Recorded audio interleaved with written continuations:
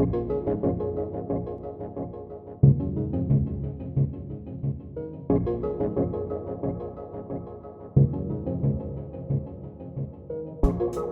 everybody. Welcome to Discoursed, the American Agora podcast. My name is Aidan Kaplan. I am here with Caden Umansky. Hello. It's great to be here. And today we are going to be talking about the Ukraine war. Caden recently, I believe it was earlier this month, published an article about stuff that happened in the first month of the war, and is currently working on a follow-up article kind of covering the new things that have developed since then, because a lot has been going on there. So, Caden, why don't you give me a quick summary of the first month of the war?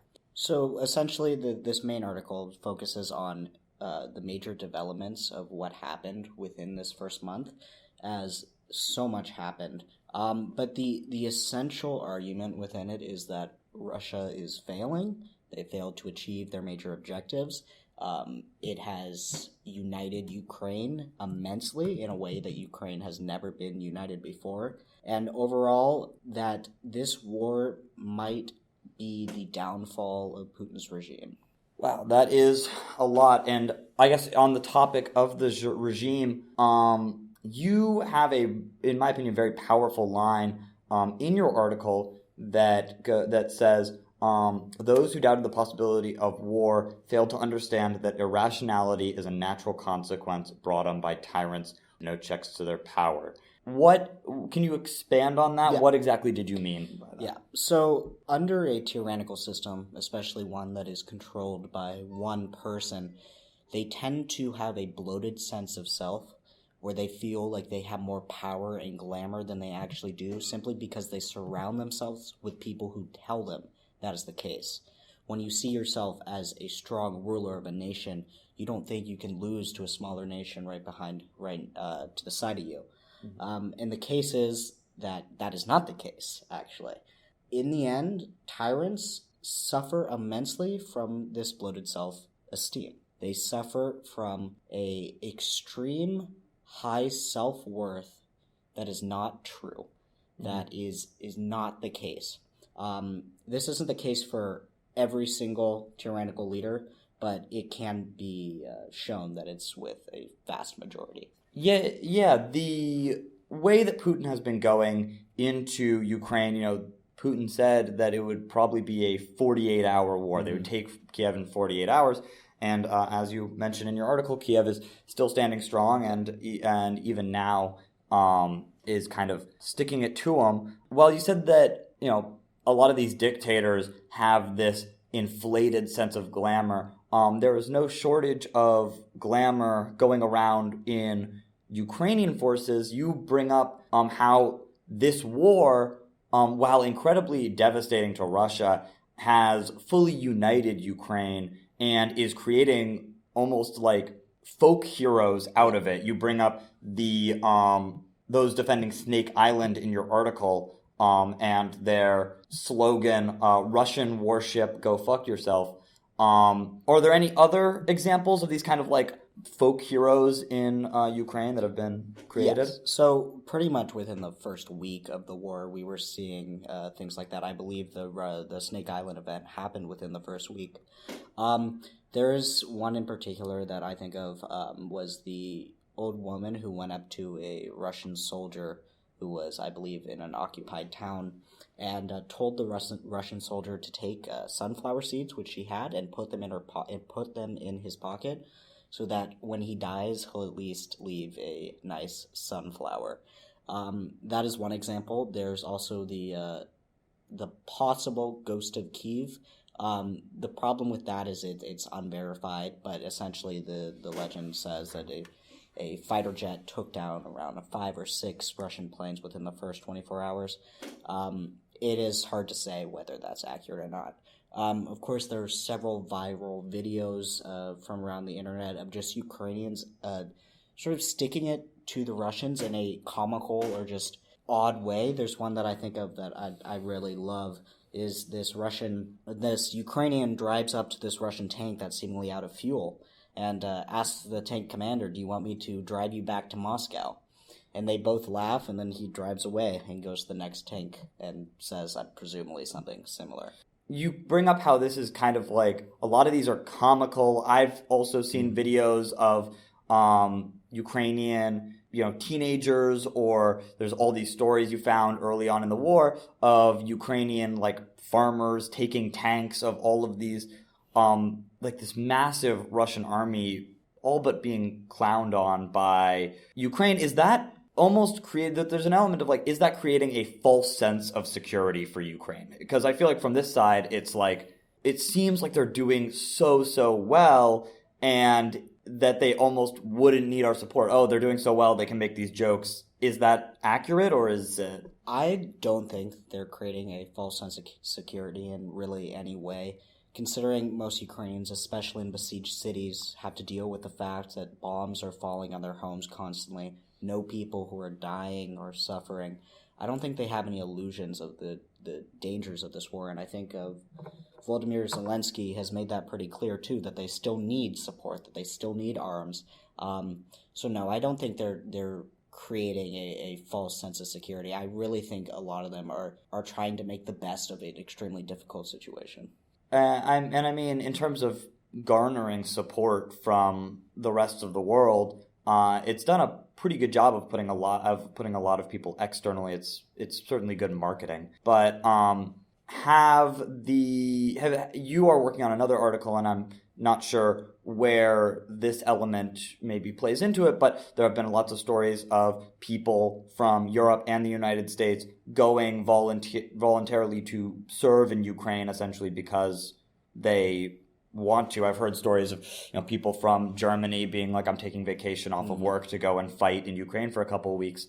How is that affecting the war? Is it just increasing morale? Is it actually having a tangible effect against Russia? How is that kind of playing into it? So my next article doesn't actually focus on the subject, but to answer your question, it's really hard to know right now. I've spent time trying to figure this out, and I know plenty of others have, but the effect of what is called, I believe, the Foreign Legion, the Ukrainian Foreign Legion, it's part of the National Guard, is unknown.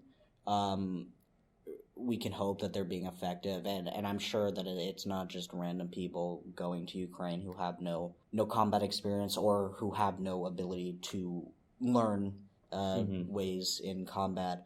But yes, thousands of people from all around the world are coming to join the fight for freedom, and in some ways it is the new international brigade within the Spanish Civil War, and also within the fight against ISIS, as seen with the YPG in the northern Syria. Wow.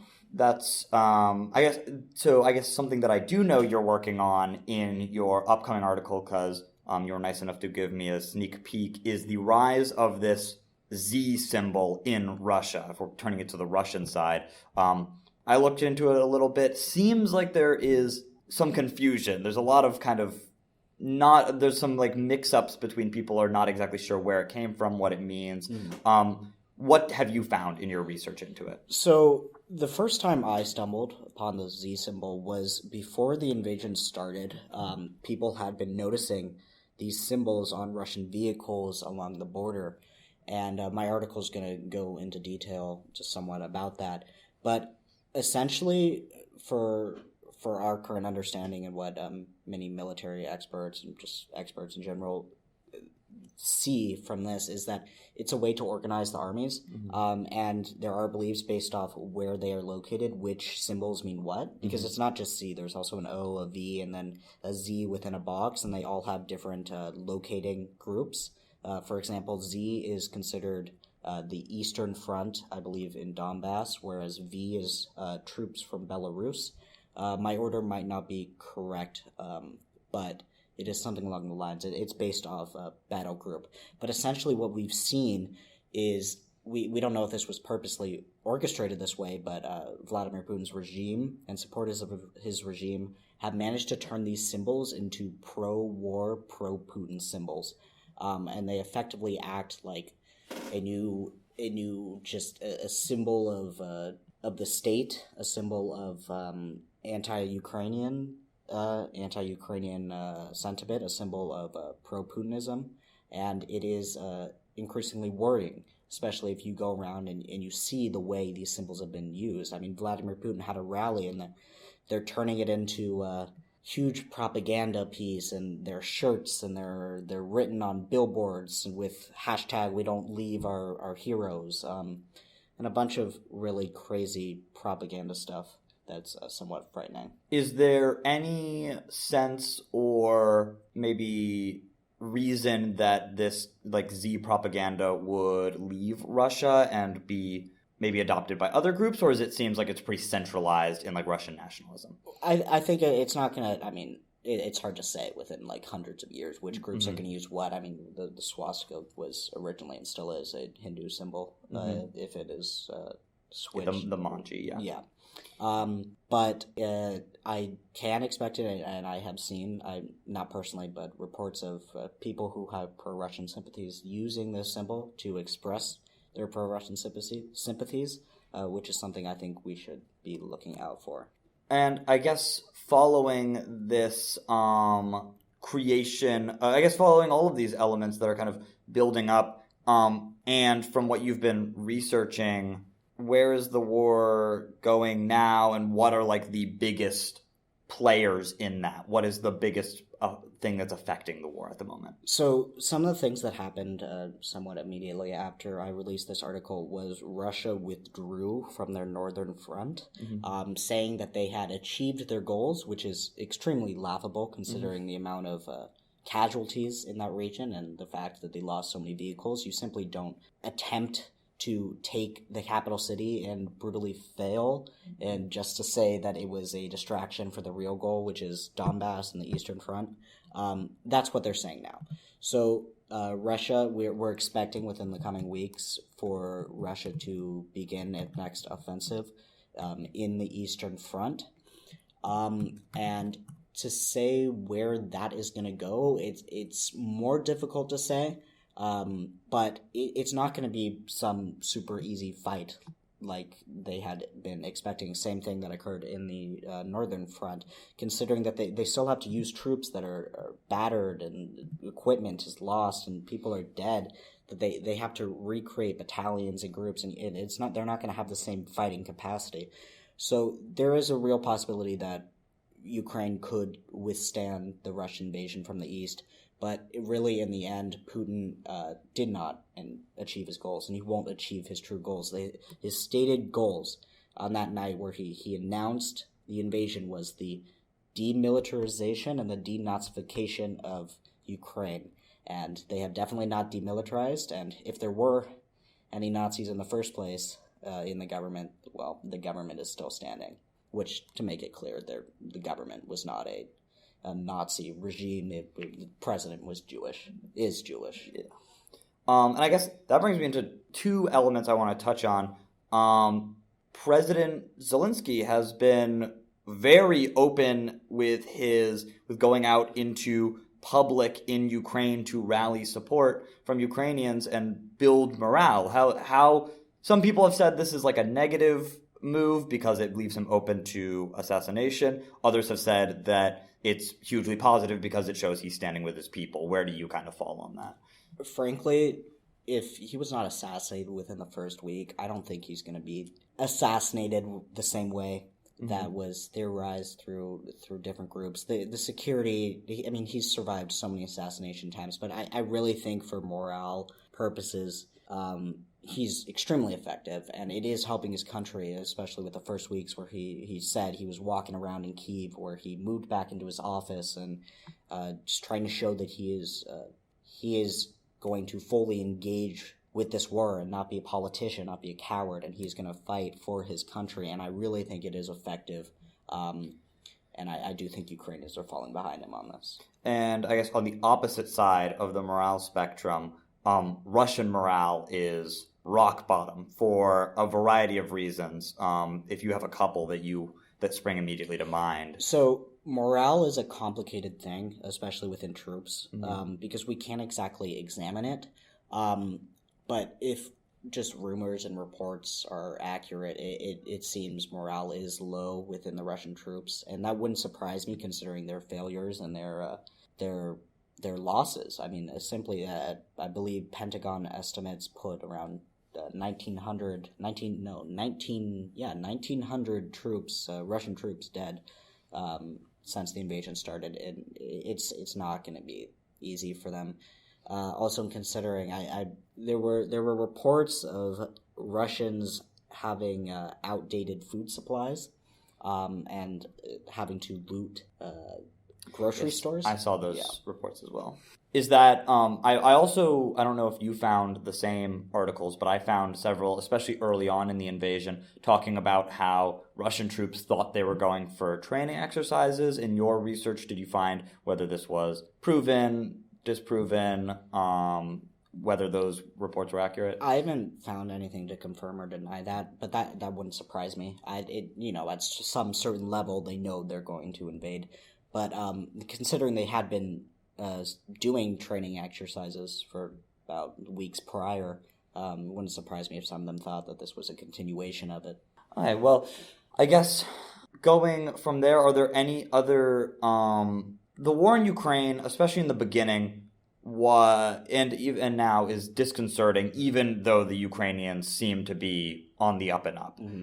What are some of the continuous concerns, even if it looks like Ukraine is going to pull through? There must be problems. Yes, so we're already starting to see some of this. As the Russian army gets more desperate as it's losing, they are going to resort to more brutal tactics. And we've seen this within Bucha, where 300 bodies were found with their hands tied behind their backs and shot in the back of the head in a brutal, brutal massacre, which shows the true intentions and the true heart of the Russian regime. But one thing we should be looking out for is obviously more of that, especially as the Ukrainians take back more cities. And on top of just massacres, we should also be looking out for chemical weapons as they get more desperate, as that might come into play. But overall, on the war's footing, I really think that Eastern Front is going to be critical. Mm-hmm. It could be possible that if they manage to take all of what the Donetsk People's Republic and the Luhansk People's Republics claim in the Donbass, they will say they won the war. Will Ukraine surrender to that? I doubt it, and in full honesty, I don't think they should, considering the massacres in Bucha. And I really think and admire the Ukrainian people for standing up against the tyrant. I guess Ukraine should not surrender, even if those things are taken. That would be my personal view, but again, that's not for me to decide. That's for the Ukrainian people. But to me, I think if they were to give up the Donbass, Putin would be able to claim a victory. Mm-hmm. And I don't think in the end Putin would stop there. We've seen with that, he's ambitious. And, for this reason exactly is why we're seeing Finland and Sweden probably joining NATO within the month. At least Finland, I'm reasonably sure that they will be joining by June. I guess if we're talking about international organizations now, a lot of people are, especially here stateside, I don't 100% know what the international sentiment is, but are disappointed by the slow reaction of the UN, or the lack of reaction of what they think of what they kind of question, is the UN actually going to be able to do anything? Why is the international community not fully behind Ukraine? What is going on? Short answer, no. The UN is highly doubt they will be able to do anything remotely effective with this situation. As I believe someone else in the Agora wrote an article on this, how the Ukraine situation proves how ineffective the UN is. But I'm not too ready to speak on that just now. But I do think the response by the international community was slightly slow, but at the same time it was quite united, especially within the West. I mean, we saw Germany pledged to give them weapons, and that's the first time Germany's done that since the German reunification, the end of the Second World War. And they're also raising their military budget, which is unseen for like 2 years ago. Many would not have believed that Germany would have been taking these actions to support another country. So I think that's a good thing, but obviously I don't think Germany should have been only sending helmets before the war started, which is what they were doing. And just to clarify your point about another writer's article, Ella Lane wrote a article in March about Russia-Ukraine war, highlighting the failures of the United Nations. So for everyone listening, go and check that one out too if you want the full context. I think that just about wraps it up. Thank you so much, Caden, for coming and speaking with me. Go and read Caden's article on theamericanagora.com .org, and go and check out his new article when it drops in sometime in the future. Soon, hopefully. Finals per minute. Yeah, totally get that. Awesome. Thank you for having me on.